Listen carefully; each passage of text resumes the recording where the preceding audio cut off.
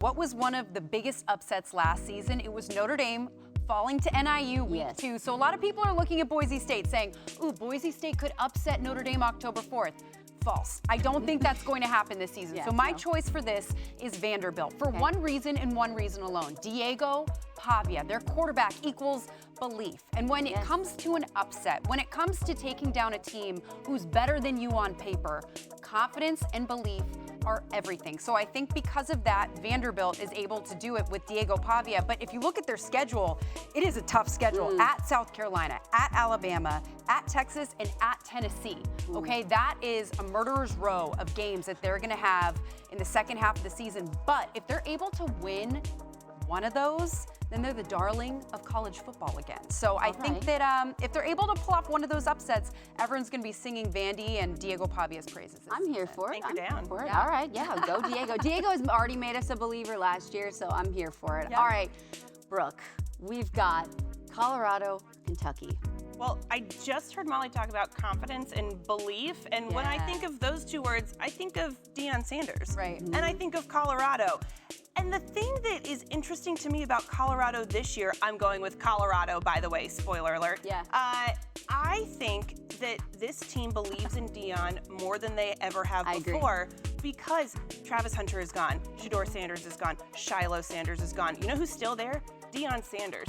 This is clearly not a stepping stone for him to get to the NFL or to get to an even bigger program. There is a buy-in. I think that he is in Colorado to stay, and I think that that gives his players a lot of confidence. And by the way, we haven't heard a lot about Deion recently or Colorado recently, but I do think that Deion made the rounds with a energetic speech that he gave to his interesting team. speech yesterday. I think we should take a listen and gauge the confidence there. If you perform like you performed in that scrimmage, they're gonna eat you alive. You might as well what they call it, disconnect your social media. Because now they kind. Do what you did out there in that scrimmage and see what they do. They're gonna eat you alive. You got 12 days to get this thing together. 12 darn days to perfect our craft. 12 days.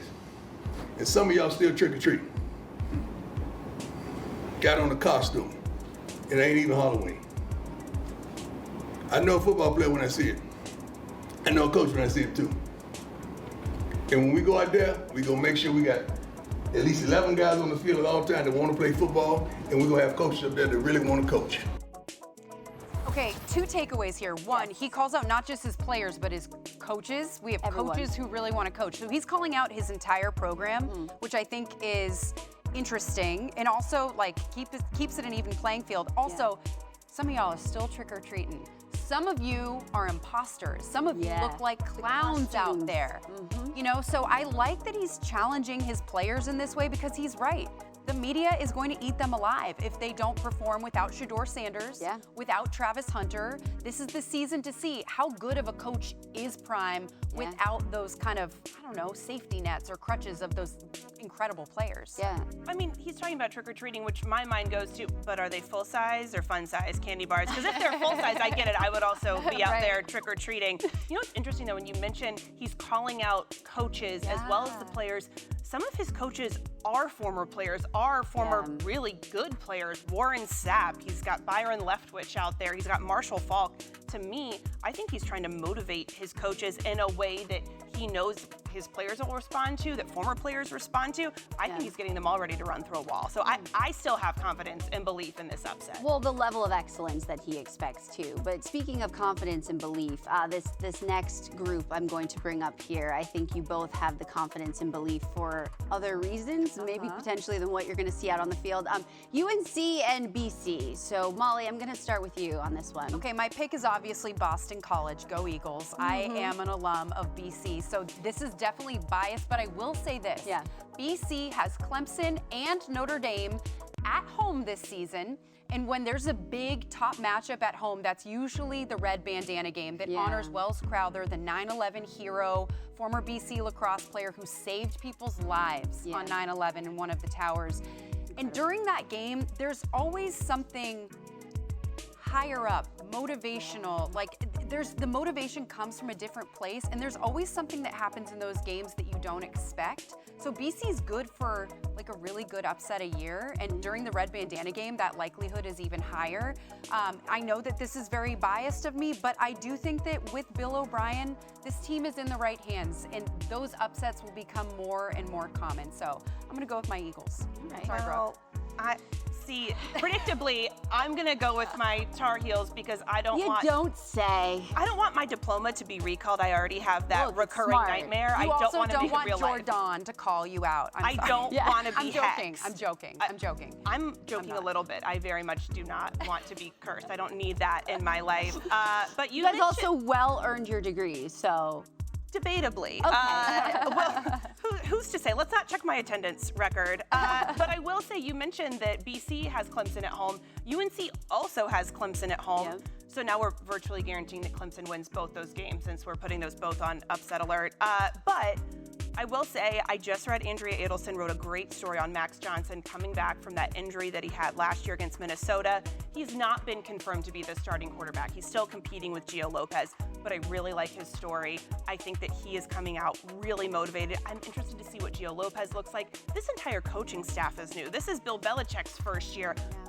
Far be it from me to say that one of the greatest NFL coaches cannot pull off an upset in college football. So I'm gonna go Tar Heels over the Eagles. Okay, cool. So we have, the alumni picking their alma maters. I think there's so many question marks for both teams. Yes, exactly. I love BC. As you should do that, yes. Yeah, BC till I die. I'm always going to pick BC, even if it's wrong. But there are question marks about both of these teams. But the one thing that we know, the coaching staff, Bill Belichick at UNC and Bill O'Brien at Boston College, those are two really successful, well-equipped coaches, and those teams are going to be good in the future if they're given a little bit of patience and some runway there. Well, Battle of the Bills. Rookie report, where we're going to spin our randomizer and take a look at some rookies and see how their college play has translated to the NFL and what kind of impact they could be making on Sunday and how they've already made an impact in the preseason game. Shall we get to it, ladies? Yeah, let's do it. All right, let's spin this randomizer and see who we come up with, shall we? Okay. Travis Hunter. Let's start with the athlete, shall we? Let's start, shall we? Yeah, okay, so Travis Hunter, one of, if not the best athletes we've seen on the college football level in recent years, playing both ways at receiver and cornerback. At the NFL draft, he even requested that Roger Goodell announce him as a cornerback and a receiver, and he told me, I'm neither position, I'm just an athlete. And will we see that at the NFL level? That remains to be seen, what Liam Cohen in Jacksonville is able to do with him. I know he's been limited in camp recently with an upper body injury, and all it takes, Brooke, is a nagging injury to kind of shelve that two-way player. Exactly. Although I will say early on, we did see him do both things in the first preseason game against the Steelers. He had 10 snaps as a wide receiver, 8 snaps as a corner. I believe he had 2 catches as a wide receiver. He did miss a tackle on Caleb Johnson, but I can tell you, look, Caleb Johnson's a really tough running back to bring down. He's a little shifty. But the Jags, as long as he can get healthy, and that is a big if, not because he's injury prone, but because in the NFL, like you said, one nagging injury can derail a whole plan. But if he can get back healthy, he didn't play in that second preseason game. I think they're being very cautious with him for a good reason. You don't trade up in the draft to get a guy that's not going to be an immediate contributor, and they see him as an immediate contributor on both sides of the ball right away.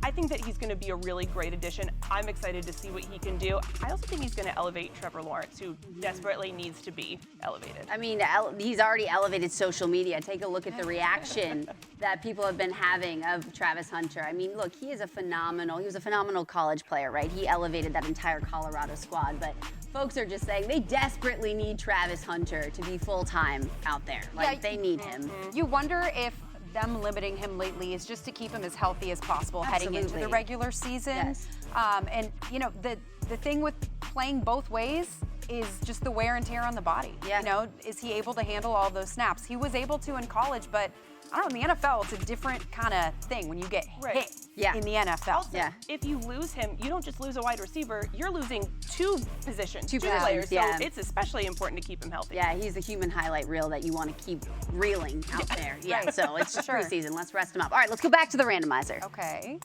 Who's next? So much talent in the rookie class. go. Ashton Jeanty. Talk about human highlight reel. Right? Let's go. Ashton Jeanty breaking tackles, so much lower body strength in college. We saw that quickness. Will it translate to look at that, that hurdle? Phenomenal. You wonder if it'll translate to the next level, and my answer is yes, absolutely it will, especially because his head coach is Pete Carroll in Vegas, and Pete Carroll knows how to craft a team around a running back. You look at what he was able to do with Marshawn Lynch, and Marshawn Lynch, one of Ashton Jeanty's favorite players, so I think we're gonna see a little bit of beast mode in Vegas with Ashton Jeanty. I would draft him to my fantasy team. I think he's gonna have a stellar rookie season. That's high praise. I know, it is. That is high praise. I mean, look, you talk about is it going to translate? Let's ask the 49ers about that because he absolutely ran through their starting cornerback in the preseason game. I think finished that run 13 yards, and it was the definition of just an angry, physical kind of run. The same thing we saw at Boise State. I know it is just the preseason, but I am the conductor on this preseason hype train because, like you mentioned, he's got the Pete Carroll influence. I think he's in a great situation with the Raiders. He can be a difference maker for this franchise, and I think can really get off the Pete Carroll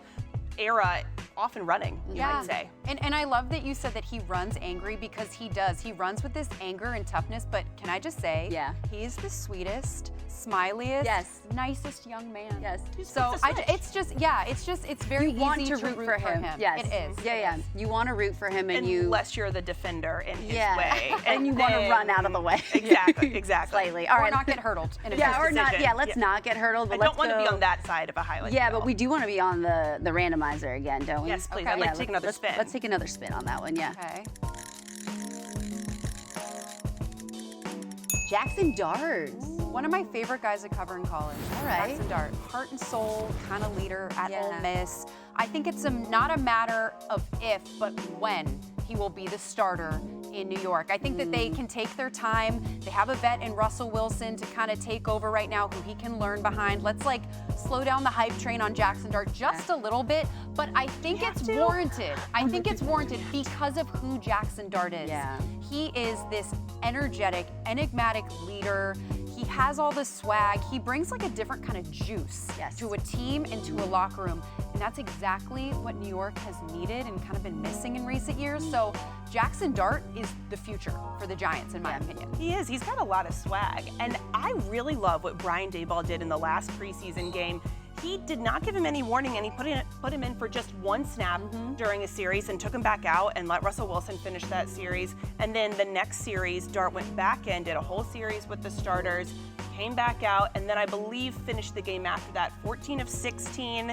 He had a passing touchdown, also had a rushing touchdown.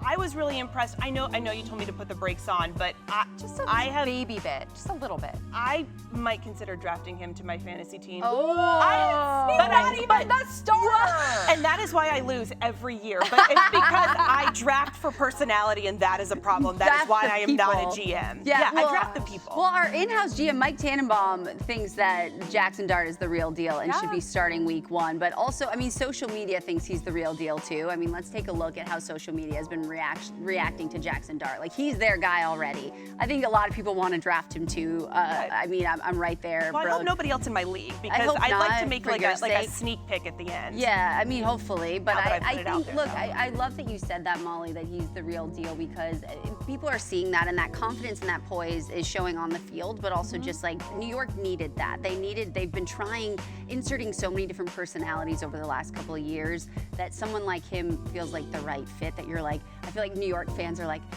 could it be? Could this be the guy? But also don't hold your breath. You want this, you got